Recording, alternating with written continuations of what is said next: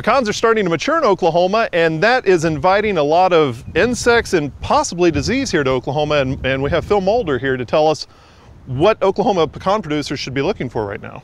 Well, actually, it's kind of early for most of our pests, right? But it just so happens that most of our pecans have started to pollinate. The catkins have formed on the tree. Catkins have released their pollen, and now the the nutlets have started to form, just really tiny pecans.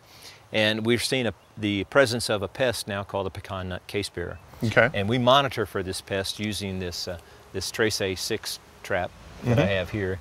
And I'll show you how we kind of assemble it. Okay. But it's earlier than normal. I was going to say, it seems like previous years it was further on into the year, but why are we doing this earlier? Most times in Oklahoma, we're talking about the end of May, the first part of June, depending upon whether you're in the southern part of the state or the northern part of the state.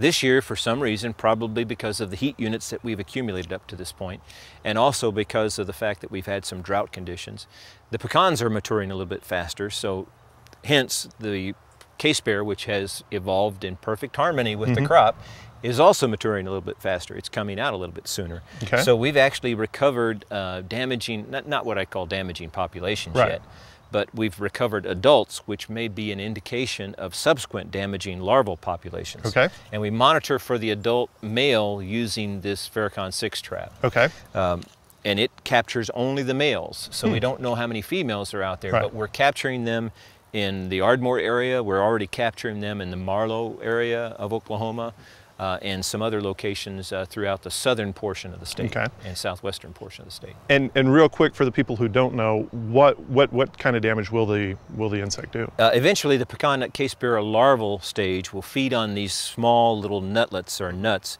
and it will drill a hole at the base of that nut and effectively eliminate that nut from the cluster, and then it may move out and eliminate another nut from the cluster. It may eventually eliminate the entire cluster, and if the pecans are too small, may eliminate another entire cluster. And if the population is really heavy, as you can imagine, we could be looking at a 70 or 80% loss in that potential crop. Wow, and you have a device here to this is the trap. This is just the body of the trap. We wrap it around the tree using the wire that's provided.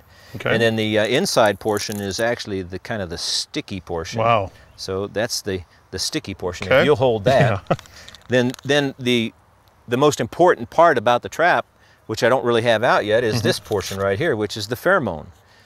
This is this little rubber piece of plastic is kind of impregnated with the pecan the Pecan Nut Casebearer pheromone, female pheromone. Okay. And it is wind-borne. We simply insert that into the Pecan Nut Casebearer trap, and then close the top, or close that bottom portion, by just clipping those little wings in, like that, and you're ready to go. Okay. And so the wind blows across that, the Pecan Nut Casebearer comes in, the males fly into the trap, and they get caught on the sticky bottom. Now, about 12 to 16 days after we capture the first moths in the trap is when we can expect to make a decision. And we can anticipate when that's going to occur based upon looking at a website that we have called the Pecan IPM Pipe site. At that Pecan IPM Pipe site, you go on to the risk map. There's a risk map that tells you the progression, or it actually shows you the progression of the Pecan Nut Casebearer from south to north.